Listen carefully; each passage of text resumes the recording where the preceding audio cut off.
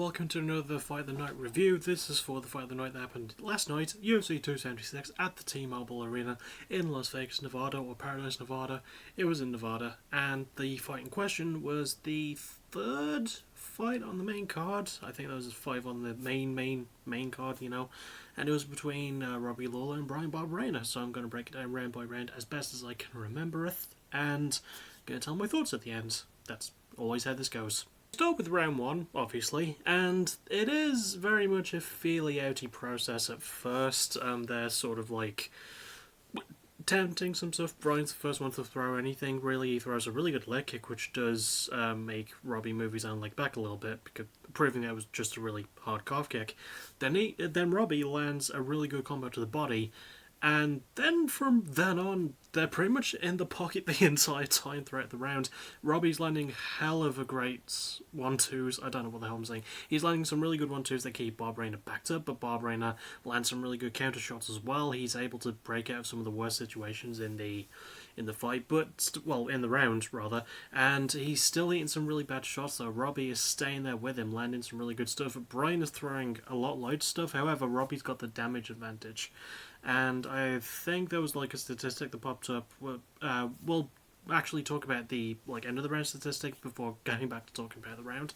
So the end of the round statistic had Bryan throwing 190 strikes and landing about 60. Good lord, that is a hell of an output. And he was on the back foot for a lot of it. He was hitting some really nasty shots, but he still threw some really good stuff too. Robbie landed an amazing uppercut. He ripped to the body quite well, mixed it up lovely. He did not land many kicks. He was mostly focused on his boxing, and his footwork was still really, really good too. And Bryan was landing some good shots as well. He managed to counter as well as he could. Round 1, very difficult to call at the end of it, but it was super exciting, even if I didn't cover a whole lot of it. And I would give round 1 probably to Lawler. He just seemed to have more control and he did a lot more damage. Even though Bryan did land more strikes, he also threw more and had much less accuracy with his, and it was more of a desperation thing. He was hitting some really nasty stuff too, but Robbie mixed it up beautifully to the body, lands a really good shot to the head. He lands a beauty of an uppercut, and the crowd reactions were great too. Bryan was still coming back. He lands some really good elbows at points as well. But yeah, round 1, absolute stand-up brawl and war, and now we go to round 2. And round 2 isn't as exciting when it first begins. They are again sort of feeling each other out. Robbie is keeping Bryan at a distance with his right jab, and they're both southpaws as well, but Robbie usually uses his right hand more. Considering that he's leading with his right hand, that's usually a big risk, but he's able to catch Bryan off guard with it. He lands a great 1-2 that does back Bryan up again, and he's just starting to land some shots on him against the cage, but Bryan's starting to counter with a really good elbow, and he's landing some really good stuff now. Bryan isn't fully always landing. He does miss some pretty important strikes, but he is mixing it up to the body more, and he's not throwing as many leg kicks. I think he throws maybe 1 more in round 2. But yeah, Robbie is just there all day on him, landing some really good shots, hits Bryan with some heavy stuff. Bryan is able to counter quite well though, and he does manage to get out of the bad cage. He does manage to get out of his back being against the cage. Thank you, Bryan, for working with me on that one.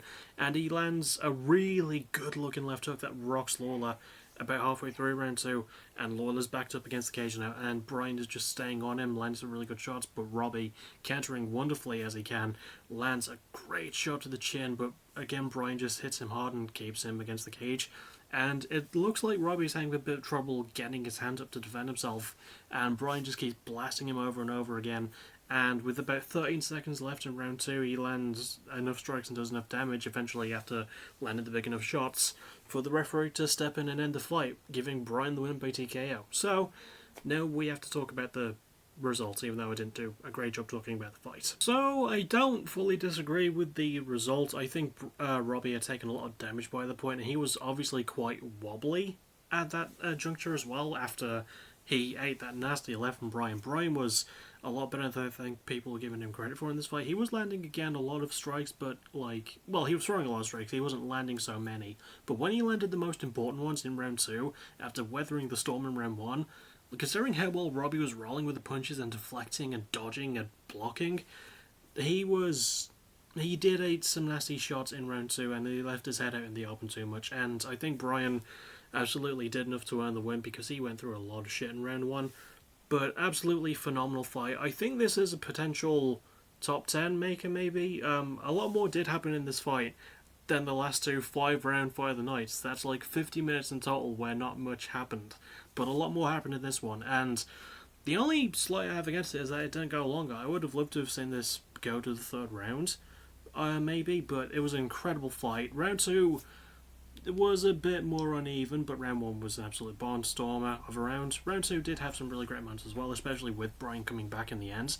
And just amazing boxing from both men, just staying in the pocket, and really, really good fight. So I recommend you go and check this one out yourself. It is a possible list maker for me. It's not a definite, but I did enjoy this a lot more than I like the last two fights. So that'll about do it. Before I promote what's next, I want to promote what should have been before this, which was a stream last night. I didn't do it, I was just too tired and too burnt out. I just needed an early night.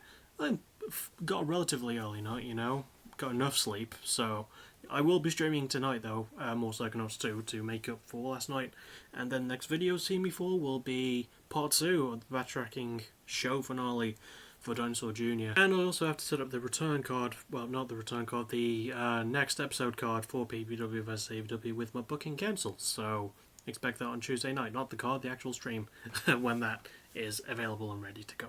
And I'll see you all Monday. Or tonight, whenever the hell you watch my stuff. I don't know when you do it. You're probably very busy, so you probably never watch these.